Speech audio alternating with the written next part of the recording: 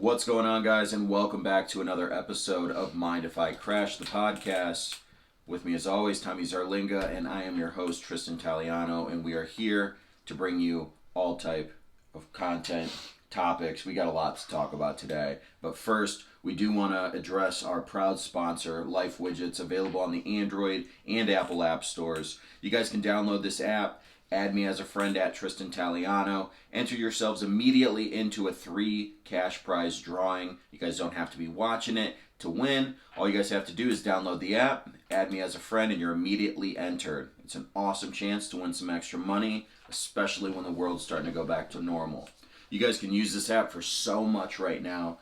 For me personally, it's a great way for me to check demographics at restaurants, bars, and other locations in my city. Not to mention, you'll be able to purchase cars, find housing, rent. You can do so much with this app. And they'll even have job searching for employers and employees. It's going to be an amazing platform. Get on it while it's still fresh. Add me as a friend. Can't wait to see you there. Getting into today's episode, guys, we got a lot to talk about. As always, it seems like the Paul brothers are always a trending topic on this show. This is an Ohio-based show, also deeply influenced by combat sports. And right now, the Paul brothers have taken over the combat sports world by storm. And as of news of yesterday, Jake Paul and Tyron Woodley signed a contract. If you guys are not aware, Jake Paul, content creator, YouTube star, Disney child, actor. What, really? Yeah, he was on a Disney show. Is now, taking on a serious approach towards boxing. Started by fighting content creators and has since worked his way into fighting combat sports artists. Just knocked out Ben Askren, had the world against him, proved everyone wrong, including myself. I definitely didn't see the win there, so I've learned to kind of respect the kid's approach. Admire the business side of it, and can respect the power. If you're willing to put in the work, I can respect it. So he's going to be taking on former UFC champion, and with a fight like that, I mean, you have to really come prepared. And we were just talking prior to with Askren. Yes, he was a world champion, Olympic wrestler, but never actually held the belt with the UFC. Got knocked out by Jorge Masvidal and ended his career quickly after. So when you get in there and you're really going to be fighting someone who's ready to go, I'm excited to see. You have to. It's nonstop training. Jake Paul is obviously on social media and stuff, and they make video content. So how much time is he taking away from that to actually invest in this training to fight Tyron? Oh, he has been. I mean, and here's the thing. If you guys are up to date and engaged with the boxing events of Jake Paul, then you know that Tyron Woodley was in Ben Askren's corner the night of the fight. And because he was in the corner, you have to go in and watch their opponents get taped up to make sure they're, taped to standards. The gloves make sense. Everything checks out. And while he was in there, Jake Paul's team decided to record the interaction of them essentially trying to troll Tyron Woodley. Jalen Love constantly holding up the gloves saying, "What do you know about these, champ? What you know about these, champ?" Trying to kind of diminish Tyron Woodley's knowledge in the boxing world. Where, Tyron stayed pretty calm and collected. Just said, he's earned his spot in the Hall of Fame. He's earned his belts, which I agree. I agree. Personally, I can't stand Jalen Love or whatever the fuck his name is, but I get it. It's a part of the sport. You're trying to talk shit, boost your team up. So let's see, where it goes. I'm thinking, what if he does win? What if both of the brothers win their fights, bro? Like we talked about, man, I really don't see Logan Paul beating the best boxer of all time. But if he does, I will have to just quit the world as I know it. I don't think the world will ever be the same. No. What if they both did win?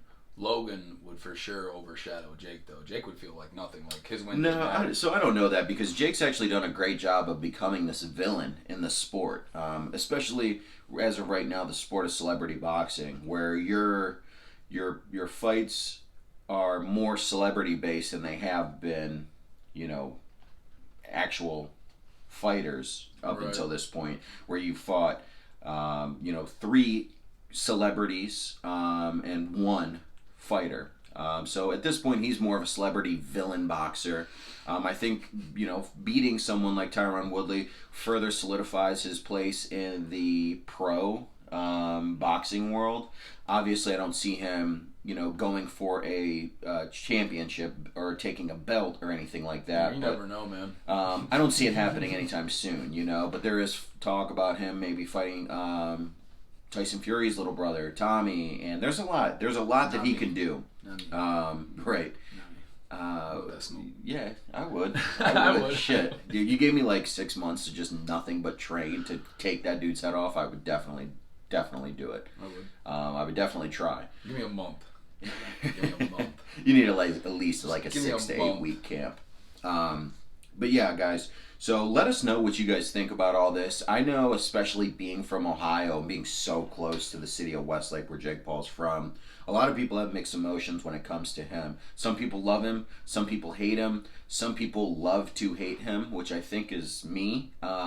He's always getting airtime on this show. Realistically, I'm always talking about him. Something about him just irks me the wrong way. But I love the approach. I respect the approach, and it's entertaining. At the end of the day, you kind of need that villain in the sport. Mm-hmm. You need someone to shake things up.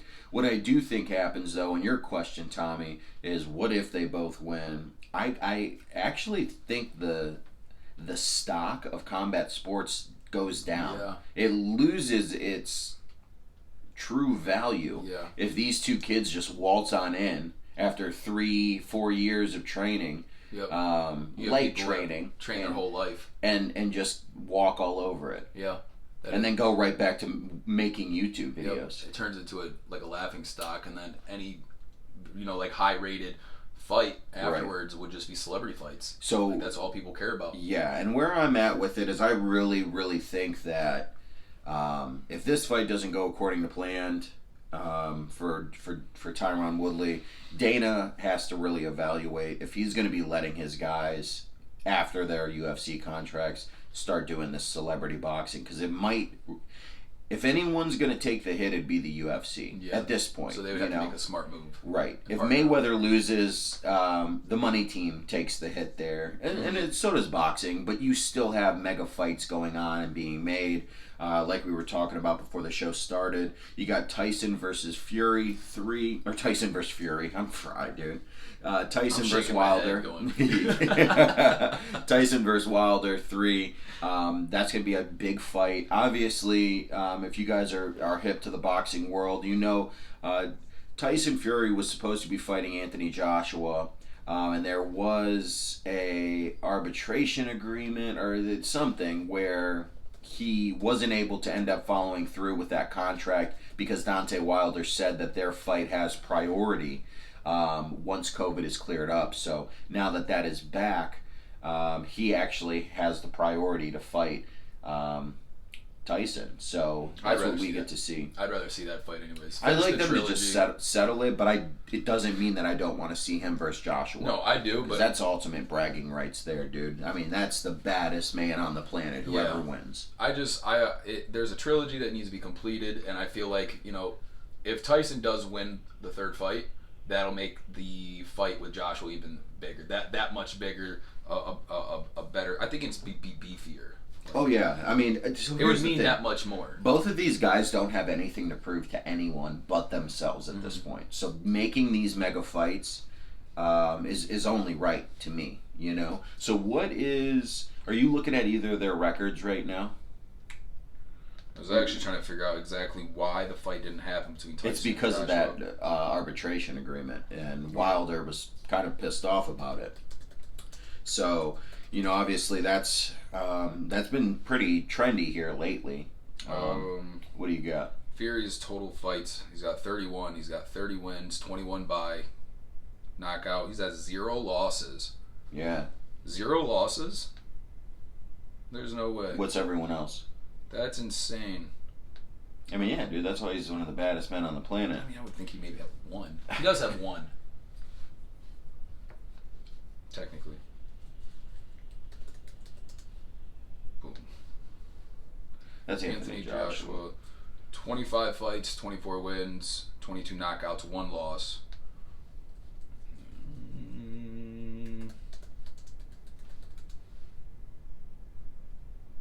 44 fights Man, that's for a lot of Wilder. fights. Damn. 42 wins, 41 by knockout, 1 loss. So there's a video that's surfacing around on the internet of Wilder fighting this internet troll, and I believe his name might be Tommy too.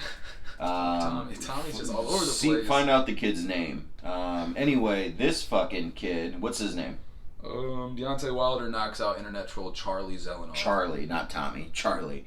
I So did this see dude, this video is insane. Basically, if you guys aren't aware, the description will be in my YouTube video. Check this video out. This Charlie guy basically was going around being a self-proclaimed champion and basically cheap shotting people. So he would have people like put on gloves outside of like a Planet Fitness, and as they were strapping on their gloves, he'd hit them with a cheap shot. You know, if they were wearing glasses, he'd punch them right in the glasses and knock their shit off. He was kind of a troll. So real fighters started showing up to his gym and forcing him to box. He's taken shots off on Mayweather Sr. before, like old man tried to cheap shot him. Got beat up by this young kid, beat up. Yeah, I saw that one. Beat up in the ring. He came out, ended up fighting him like a street fight style. Yep. Choked him out. And then Deontay Wilder. You know, that fight did not last long. And you kind of see this Charlie guy's character in these videos as they kind of progress. So it's something to definitely check out. Whether you like boxing or not, you'll get some gratification watching this dude get his ass beat It feels good. by real deal fighters. It feels good.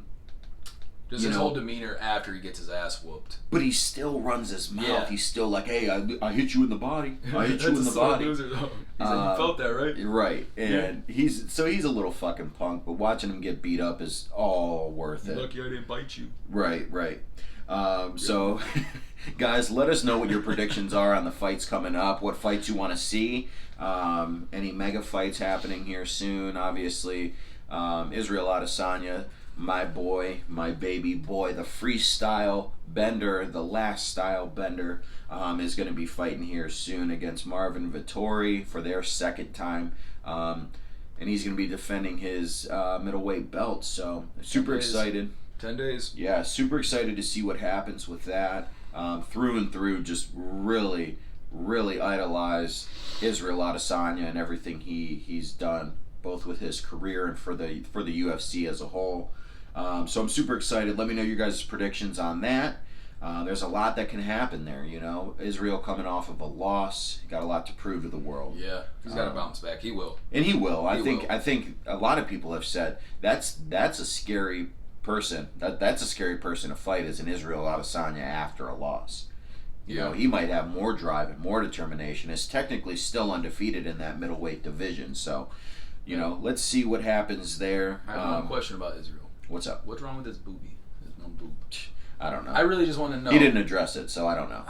They said it's test, but it probably isn't because I don't think they test out the ass. So if it was, I just want him to say it's a fatty tumor. Prove me right. I don't know. Little nugget. A lot of people were talking about that though after the Costa fight, but yeah, I'm not too sure. Guys, moving on so that we're not just a combat sports podcast. Obviously, I know a lot of people tune in to hear the wild and stupid shit that we talk about. So switching subjects, I do want to talk about something. I'm going to do a quick reaction video to here on my YouTube channel, and that is something I'm going to start doing pretty frequent, is doing reaction videos to viral videos, funny documentaries, things like that, where basically you guys are going to watch the video with me and hear me commentate or just simply make comments based on what it is that I'm watching, cracking jokes, things like that. And probably one of the first few videos I'm going to do is a video of myself exactly 10 years ago. So in 2011, I was 15, just about to be turning 16, and we had to do a school project on the 18th Amendment, the prohibition of alcohol. and we decided for our group project, it was me and some of my guy buddies, that we were going to make a video to show what the 18th Amendment was. So basically, what we did is we reenacted somewhat of an episode of Cops, where we were, officers undercover trying to find people that were distributing or consuming alcohol that was illegal at that time, and then taking them through the trial process. And it's a hilarious video. If you can imagine 15-year-olds having full reign to make whatever content they wanted, and this was before content was true content. It's hilarious, start to finish. 10 out of 10. So I'm going to do a reaction with that, and I'm probably going to get one of my buddies to do it with me. And even Tommy said after watching the videos, we should get the entire crew back together to rewatch it. So guys, stay on the lookout for that reaction video. If you guys aren't subscribed to the Mind If I Crash channel on YouTube, subscribe. Tell your friends, ring the bell so you get notifications whenever we drop a new video, because not only will we be doing the podcast on that channel, but we'll also have our reaction videos and content as well. So we are going to be doing the bodyguard prank here come probably either mid to end June or at the very latest early July. We want the world to be kind of as close to back to normal as possible so that we can get the full effect. Faces aren't covered. No masks today. Yeah. So big things coming. I know that it's going to probably take at least a few weeks, if not a month, for every company to kind of just let their guard down. Yeah. Because even they still have the right to kind of decide. So, we're definitely going to have some cool content coming on the way soon. Super excited for that. Super fresh. Yeah. We're going to be fly as fuck. Like suit and tie. Right, suit and tie shit. Yeah, we're not wedding suits, but like James Bond suits. Like UFC pre-fight like interview. Conor McGregor. Yeah. I want to wear a bow tie. You can very much wear a bow tie. I want to wear a bow tie for sure. So yeah, guys, we're gonna be doing that. Also, let us know if you guys want to be a part of that, because we're gonna need people to kind of fake as fans or as paparazzi, things of that sort. So. If that's something that you guys want to do, please reach out to me. I might even reach out to a few of the OG fans to see if it's something they'd want to get involved with. We're looking to make this as cool and fun as possible. Even if you're a super big person, you look like a security guard. Yeah, if you could be a bodyguard, reach out. I'm with it. I need protected. I need protected. Don't let I got a few of my lineman buddies helping me. So we got some people in the mix. But if you think you'd be a good fit to be security for me, Tommy, and my buddy Corey Logan, please reach out. Let us know. See love. Guys, we're gonna take a super quick break, and we will be right back. All right, guys, and we are back here to bring you some awesome news on what the Nelk Boys have been up to. They have not been uploading episodes. They actually took a week at least off, because they said they had a big announcement to make. I thought that the Nelk brand was going public, so that's what I was just assuming. If you guys are familiar with the Nelk Boys, obviously you're aware what they do, but if you're not, they are a prank channel on YouTube who has since gone full party boy mode. They basically make hype videos for parties, cool events. Got good connections with Dana White. They get to do all kinds of cool stuff with the UFC and some of their fighters. Love gambling, love hitting Vegas, love hitting clubs, and just having a good time. These guys have, established the Full Send brand like you see behind us, and have now launched their first hard seltzers called Happy Dad. Very simple look to it, very cool name. I mean, Happy Dad. What comes to mind when you think Happy Dad? A dad with a front baby carrier, and Carlos is sitting in the front of it. Yeah. With glasses on. Hangover type shit. Yeah, he's either drinking a beer, just casually talking to the boys with the New Balances on, or trying to golf, trying to figure out how to golf with the baby in front of him, still with a beer. Happy either way because he's got a beer.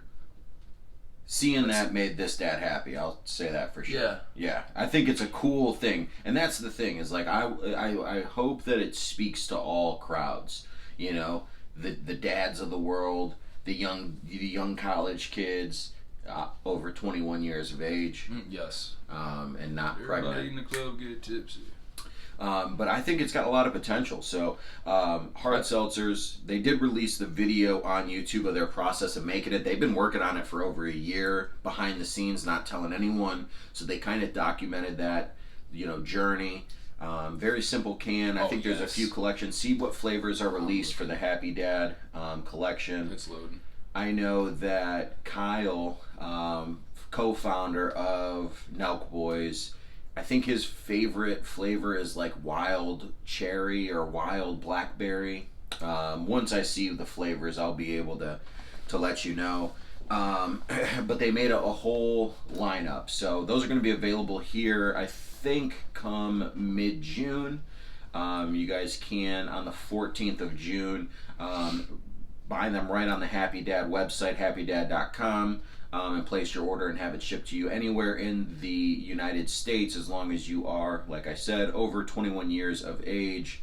You should be able to secure that. So let us know what you guys think of the Happy Dad look. I'm super excited just to see what it does for him. It's a very simple look. The all white and then the color of the Happy Dad, like it just pops. Yeah, it pops. It's like that classic look. I feel like if you added anything else, like if you added a logo to like another little, like a symbol, another little design, it would ruin the whole can. Right. I like the can itself. That's where they were basically just like, when nowadays you see fruit fucking flying everywhere. We don't want that. We want a clean look that is just good in all environments, which I think is cool. If you guys are seltzer fans, I'm sure you're aware that most of them are the tall, skinny cans. They didn't want that. They said it was quote unquote bitch shit. So they went back to a traditional beer can style short. That's funny to me, like they're just goofy dudes who made a good product. And if it takes off anything like their Full Send clothing and merch line, I'm sure that they're gonna do just fine. So let us know what you guys think, what flavors you're looking to try out. I think they released like a pineapple, a black cherry, maybe like a lemon lime. But yeah, guys, you weren't able to find anything. No, they don't really have any flavors. Also, I mean, I feel like the announcement's just it's like so soon where they're probably still coming together with stuff. But let me see that real quick, just where you were. I really don't know what flavors they have. I'll be able to tell you right now. Really, Tommy, you weren't able to find it. I really wasn't. It's right here. Alright, so they have lemon lime. They have the blackberry. They have a cherry, and then they have a pineapple. Where'd you go to images for that? Yep. Super easy, I dude. was looking up articles. Super easy. Sorry. Tommy's got one job on the show, and he's fucking failing miserably. Oh my god. I love you. I love you. I love you a lot, man. Holy shit. I work at the bank. Jesus Christ. Pizza delivery guy. Can't even count on me giving you right back the right Seriously, change. Bro. Seriously. I go to every guy like, this is gonna be my tip. They're like, no, give me my $9 back. I'm like, bro. You start talking to him like, dude, come on, man. You got a nice dog. Like, I love your dog.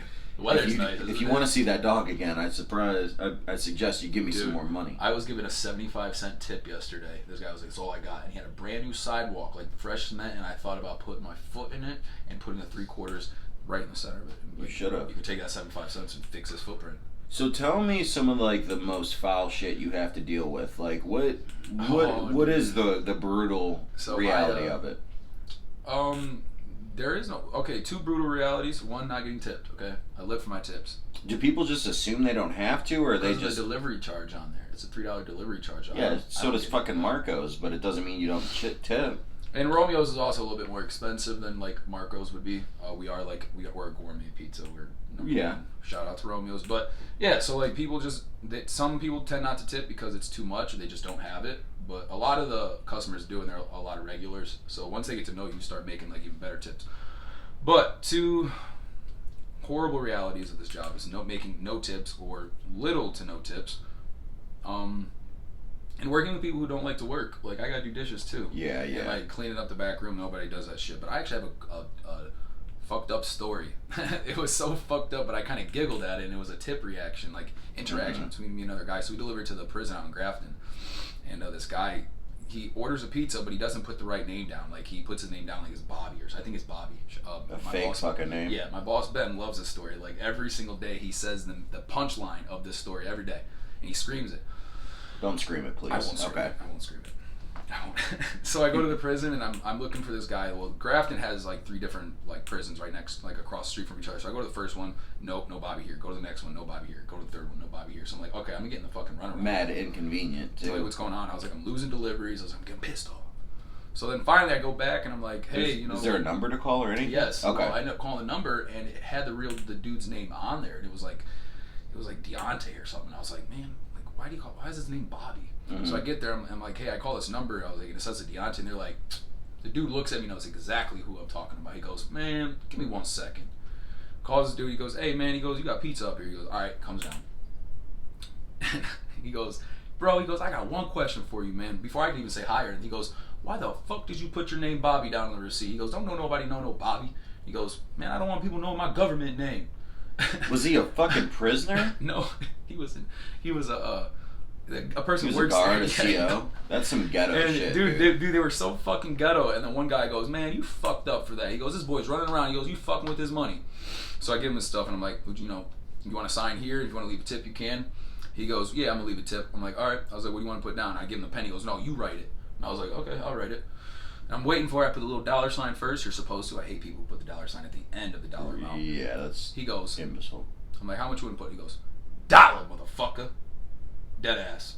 And his buddy, motherfucker. yeah, and his buddy goes, you ain't shit. Looks right at him, says, dead ass, you aren't shit. And they just look at each other and laugh. And then he walks away, and I'm like, that was the most like aggressive dollar earned ever. I don't know to be like upset at that or to enjoy it, like take it in and be happy about it. So here's the thing, like I don't do well in those transactions, so I'd have just literally never let anyone deliver to them ever again. I didn't know what to do. I literally was like, I'd have just canceled. I'd have just like looked at them and be like, hey guys, you know, unfortunately we're not going to be delivering to this location ever again. no, we still deliver. I actually delivered there yesterday. To the same motherfucker? No, I got a $5.50 tip though. So Jeez, it's dude. no dollar, motherfucker. That's ghetto as fuck. And he yelled it at me too. Yeah, that's ghetto. Like when I looked at it, I was like, what? Yeah, that's All right. super I put ghetto. the dollar down. It's a dollar I didn't have. You know, the hospitality industry is wild, especially like where you say dishes, like Dish Pit. They used to ask me like, hey, you want to stay? We'll give you $50 in cash, and we'll pay you, you know, something stupid. You know, we'll give you $50 in cash, pay you $18 an hour if you stay in the Dish Pit until You sound close. like you had a hell of a time doing dishes. My shit's a walk in the park. Well, I mean, this is a full fucking restaurant with an event and everything. And I would literally look at them, smile, and say, absolutely fucking not. I don't fuck with dishes. I would never, if it was the last job on earth, I would never be in There's the dish not pit. an amount of money you can pay me. You could not humble me to, there'd be no humbling experience to do dishes. I'd just basically go without than to wash dishes. Damn. And that's no cap. I even cleaned the bathroom. With the Mad respect to the people that are able to tolerate that. That shit gets mad hot. I don't be burning my fingers for nothing.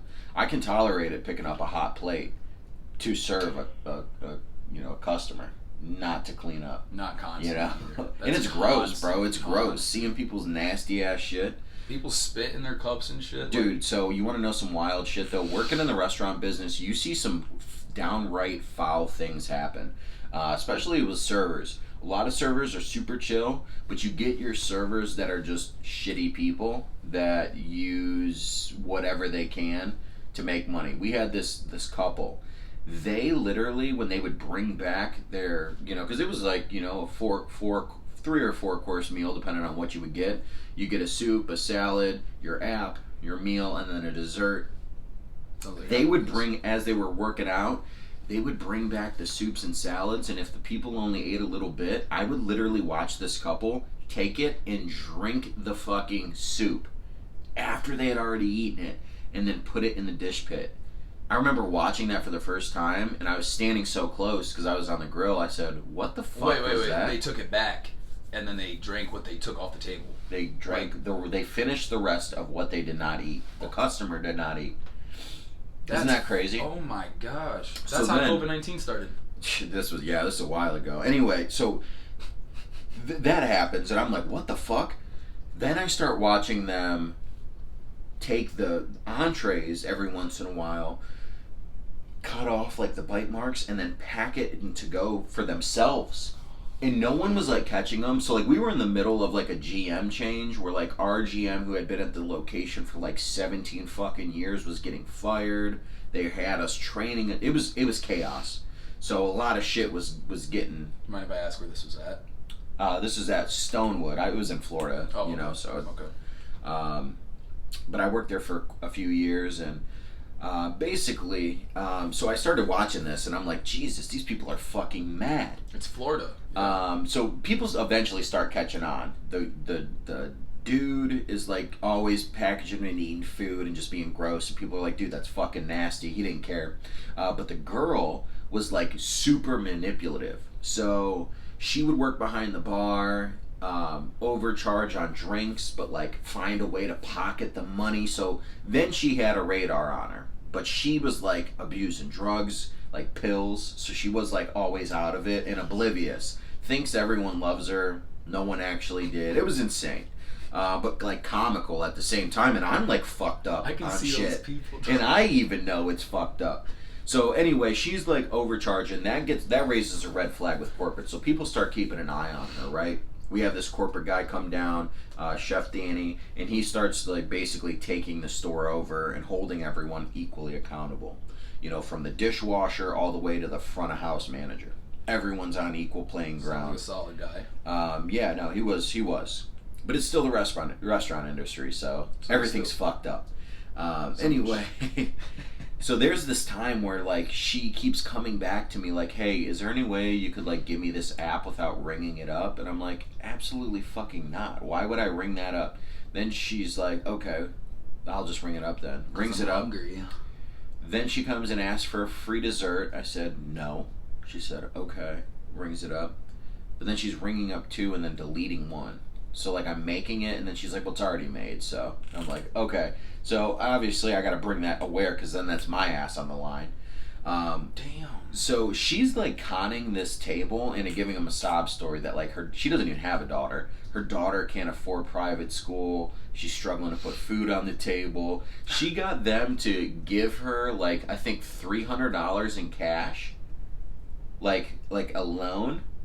She knew her time was running thin, so I think she was just trying to get like people to give her as much money as possible. Big Give her bang, $300 in cash, and then bought her and her daughter, which is actually her husband or boyfriend or whatever, a full fucking meal. So they paid for the waitress's meal And $300. and $300. What the fuck, dude? Like, So was that it- happened, and they literally walked her out immediately. Like they caught wind. Luckily, before the customers had left, they finished their meal and then went to sit at the bar, which for her was probably the worst thing that Oh, could happen yeah. because they started chatting with like the bartenders and letting them know, like, hey, you know. She should have just They, left. they weren't even suspicious. They just were like, "Hey, you know, we helped out one of your friends." I don't think the people had malicious intent, Mhm. but it blew up in this girl's face.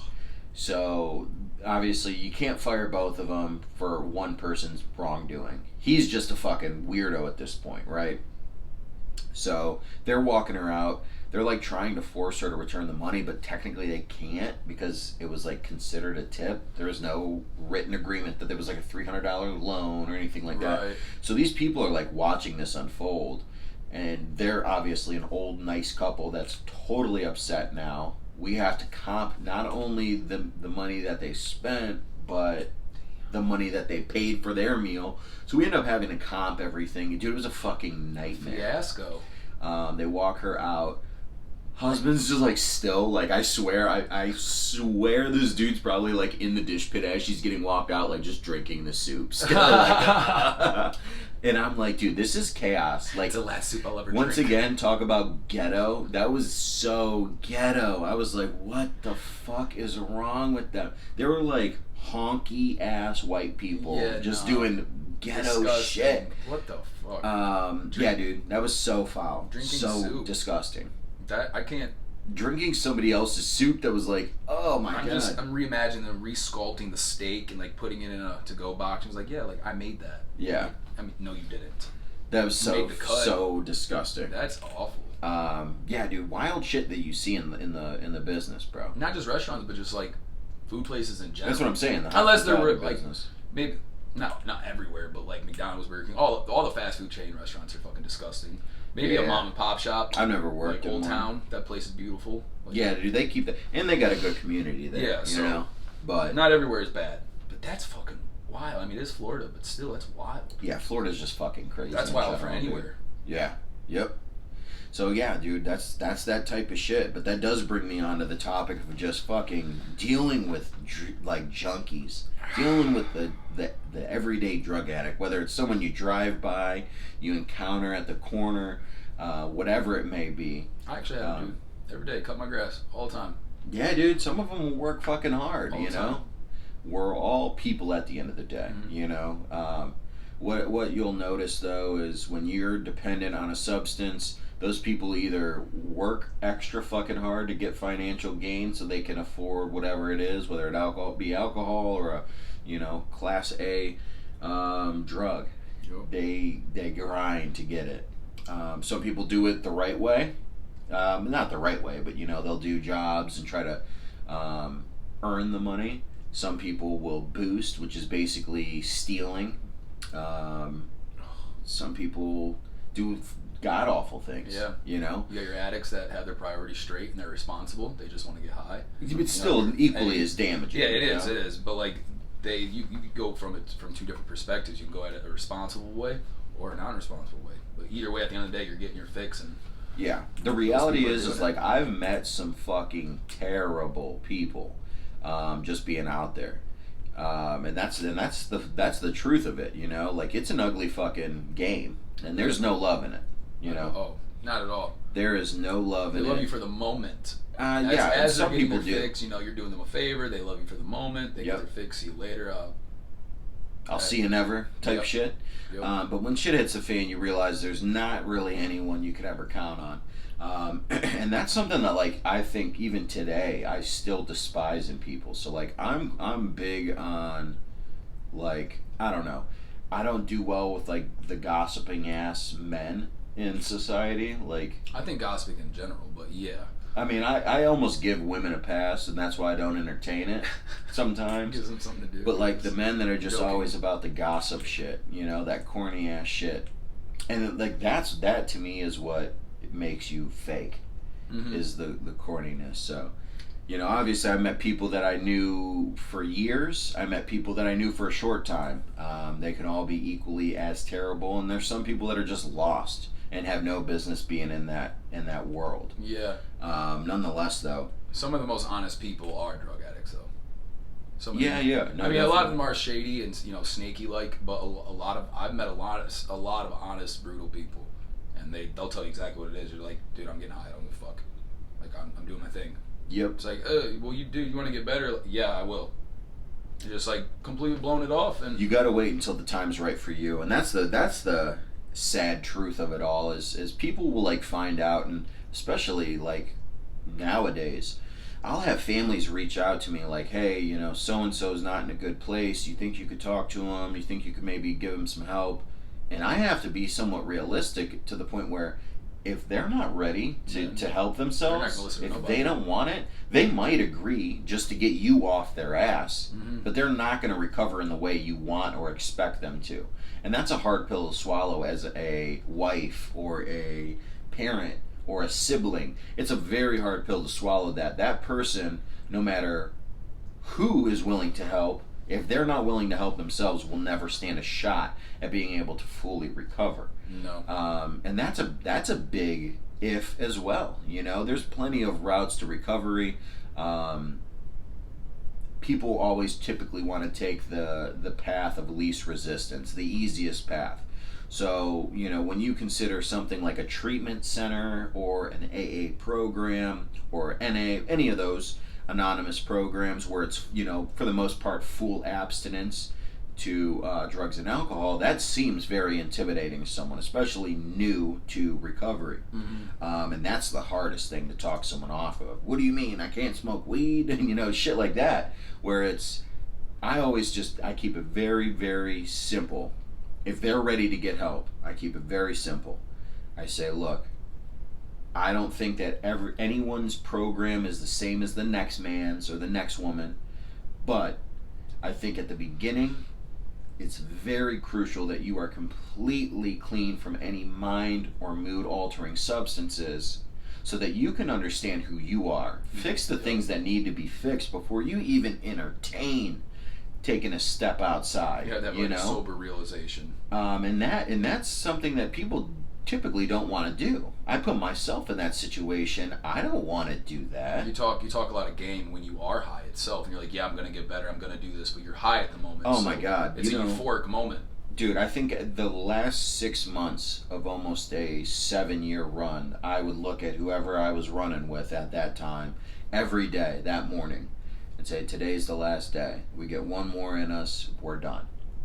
It never was. Yep. It was almost like it's comical at the end. Like we would just kind of laugh, like, "Hey, today's the last one, huh?" It's false hope that's getting you through the day. It's getting you prepared to take on tomorrow. And that's all you can do. And then when you take tomorrow on, you're already back to where you were. You don't have anything. You don't have 2 cents to rub together. You don't have a place to call home most of the time. You don't have real friends. So it is hard. You have to find something to hold on to. And for me, it was the hope of better days. Yeah. I'll tell you what, people who have a problem like that, they have determination, though.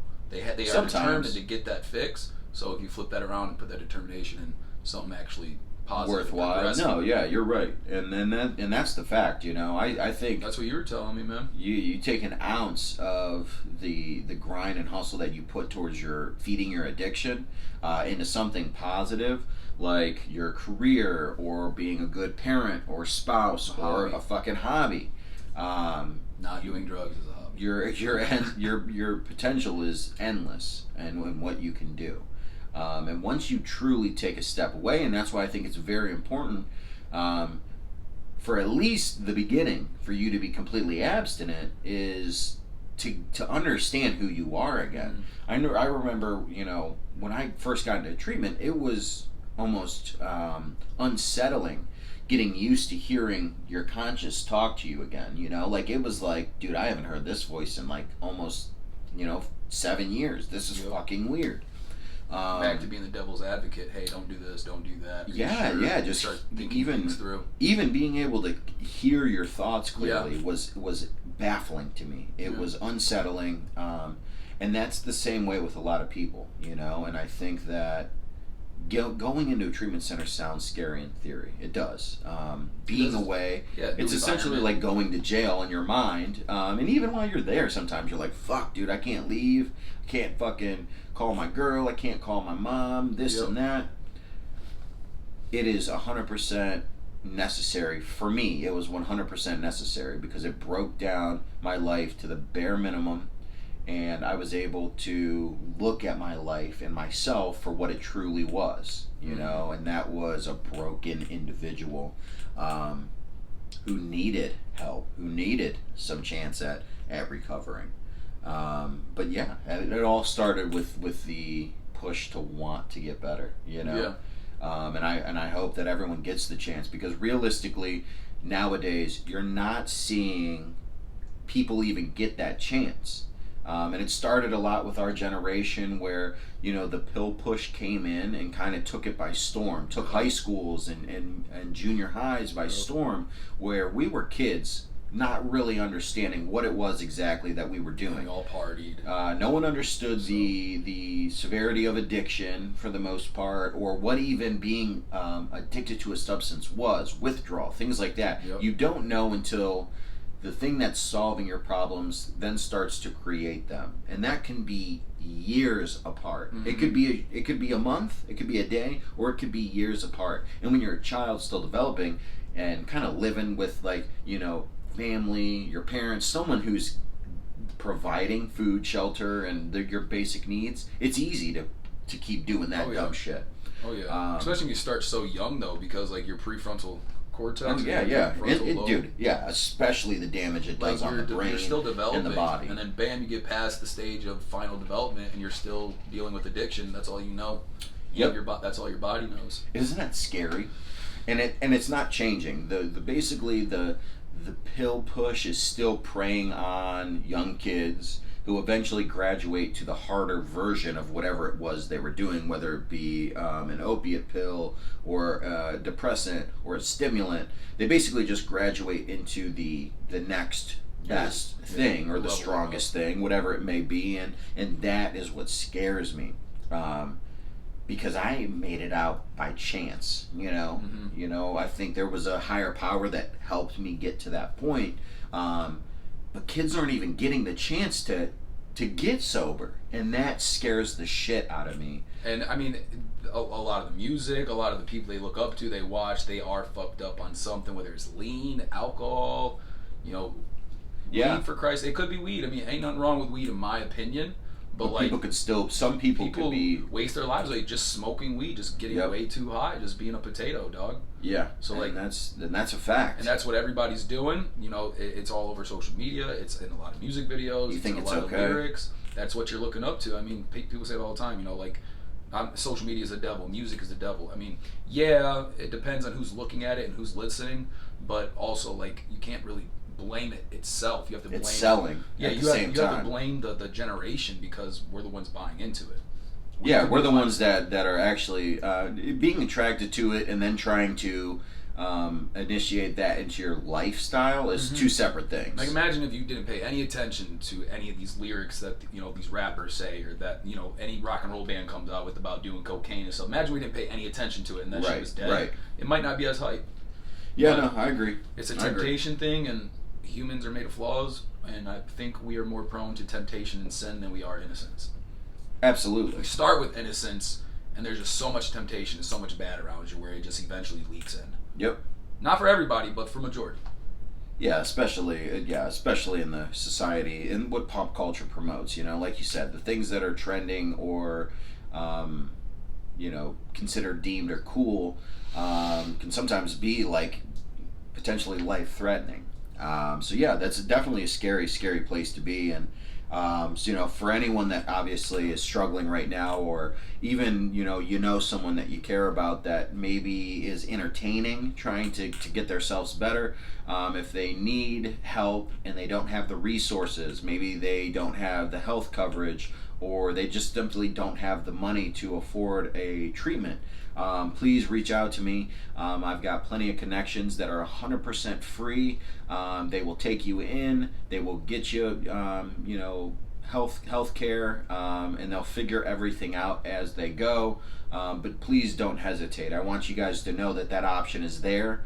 It took me years to figure out that I could go through with that process without actually having to have the financial backing. Respect. Which in theory, most addicts, I'd say about 80% of addicts don't have any financial security, because obviously their money and time is going into that. Exactly. So it wouldn't actually make sense for someone to hold you financially accountable to try to get your life better, especially in that situation. So if you guys need help, but you don't have the resources, you maybe don't have the time or the money, please reach out to me. I can make it very, very easy, and even maybe get you in as early as that day. So just know that there's an option.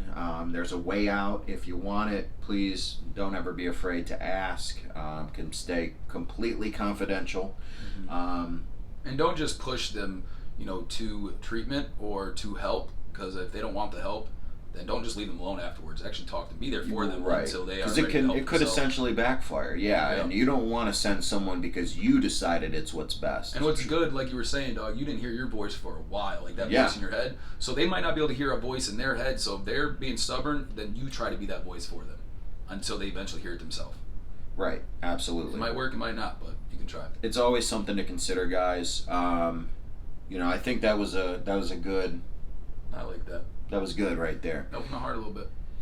So yeah, guys, even if you just need someone to talk to, reach out to one of us. You know, if you're struggling with substance abuse, I'd be more than happy to sit there and text with you or talk to you on the phone, whatever it may be. This year's been hard for a lot of people. Depression is at a all-time high.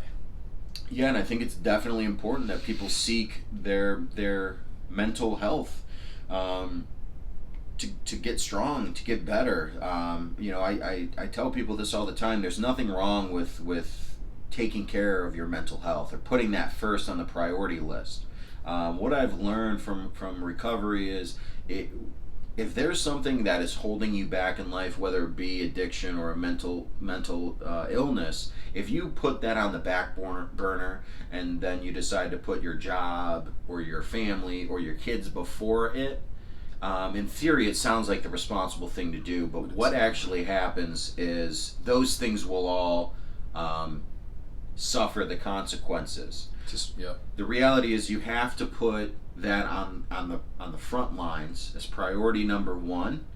As long as you take care of that day in and day out, and try to get better, the people around you, whether it be your job or your family, or your children, whatever it may be, your friends, they will in turn benefit from you focusing on your self-growth. And that's very important for you guys to know, because that was also something I had to learn in treatment, is just going to therapy. For me, I don't think it's for everyone, but for me it worked, and it helped me figure out a lot about myself. And you know, if you guys are fans of the show, you've heard me talk about it before, the inevitable question of why, which is what my doctor always asks me when I come with a problem or think I have a solution to what my problems might be. It's why, and that's something I can ask myself on a daily basis if I'm stuck in a predicament. Why? You know, why am I feeling this way? Why do I think this will fix it? Why? You know, and that's a hard question to answer until you kind of get comfortable with yourself and your situation.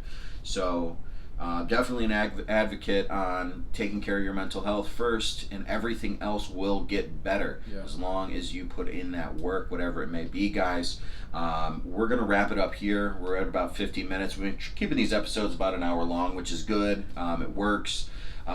Before we close out, though, I do want to close it off with a quick message from our sponsor, Life Widgets. Like I was telling you guys, the cash drawing, all you have to do to enter for one of 3 cash prizes is going to be download the Life Widgets app, add me as your first friend on Life Widgets at Tristan Taliano. That will immediately enter you into the drawing. You don't have to be watching the raffle, anything like that. And then we can find your preferred method of payment. Guys, Life Widgets, available on the Apple and Android App Store, has so much to offer. Like we were talking about at the beginning of the episode, you will soon be able to find vehicles, housing, whether it be purchasing or renting, be able to find jobs. If you are a business owner, whether it be restaurant, bar, any type of business, you'll be able to basically kind of strategize your demographic, your male to female ratios, what you're looking for in employees or what you're looking for as an employer. So definitely lots of benefits to having this app. I think you guys should download it, add me, and see what the app has to offer. If you guys want the security of knowing that your information isn't being sold, Life Widgets is the route to go. I mean, they're not selling your information. It's a one-stop shop for all your needs. Literally everything you need is going to be right there, down to the banking. You know, you can just pay right through the phone using the app with the restaurants, bars, whatever it may be that is partnered with Life Widgets, making life almost easy, making life easier with just the touch of a button, guys. Your whole life is in one app. So I'm super excited. I'm a big advocate for Life Widgets, and can't wait to see where it continues to grow. Guys, once again, for you singles in the area looking for that special someone, Life Widgets does have flirts, pairing you with people who have similar interests. It's an amazing route to go. If you're looking for someone who you guys can just easily hit it off, you know, hey, you guys both like Pokemon. Perfect. You guys are get prioritized. If you guys decide to match, you can start chatting immediately, and who knows, might lead to that honeymoon, baby. I love that you said Pokemon. Pokemon, you never know what it is. It could be Funko Pops, skateboarding, whatever it may be. I will snatch you. So, Guys, thank you for tuning in to this episode of Mind If I Crash, now available Apple Podcast, Spotify, SoundCloud, and YouTube. Don't forget to subscribe to whatever streaming service you use. Please run up those views, leave a like, share it with a friend. If you guys are at a party, summer's here, start putting that shit on the speaker. You guys are out shooting cornhole, maybe grilling out, playing some beer pong on the late night side, enjoying a nice cold Happy Dad. You can go out for a drive in the summer. Throw on the podcast, you and the boys kicking it, you and your shorty vibing at the end of the night, whatever it may be. Put the show on, get us some exposure out there. We all appreciate it. Every like, every share helps, guys. We're going to be doing so much with this channel, from content to reaction to our motherland of the podcast. We love you guys. We thank you, and we will see you next week. Bye. No, you're going to say it. I can say it? You can say it. Get high, baby. See you guys. That was like a dad moment. You can say it. It's okay. You smiled at the camera. That's